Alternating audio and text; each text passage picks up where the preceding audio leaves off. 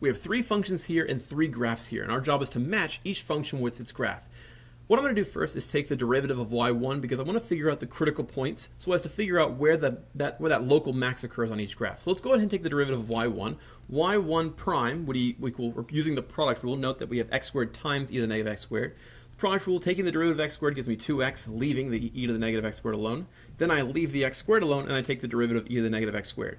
The derivative of e to the negative x squared is e to the negative x squared, and then times the derivative of the inside function by chain rule. So the derivative of negative x squared is negative 2x.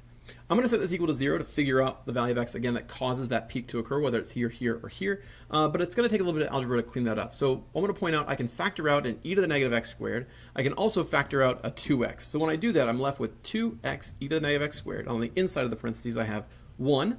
There's an x squared still here, and there's a minus here. So I have minus x squared. Okay, this equals 0. This could equal 0 for x equals 0 here. It could also be the case that x equals 1 or negative 1 here because that can factor into 1 minus x times 1 plus x. E to the negative x squared is never equal to 0. Never equals 0. One thing to note is that e to anything is never 0.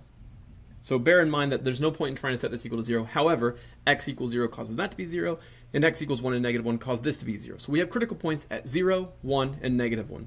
I want to point out that even though we have critical points at 0 and negative 1, we don't really care because the graph doesn't really extend to the left of x equals 0. You can maybe see there's a critical point there or a local min of some sort there, but we don't care because the graph doesn't really show us the negative side of the x-axis. However, we do have x equals 1 as a critical point, and that corresponds to this dotted graph. So the dotted graph is y1. What about the other graphs? Well, the only difference between y1 and y2 and y3 is the coefficient of x squared here.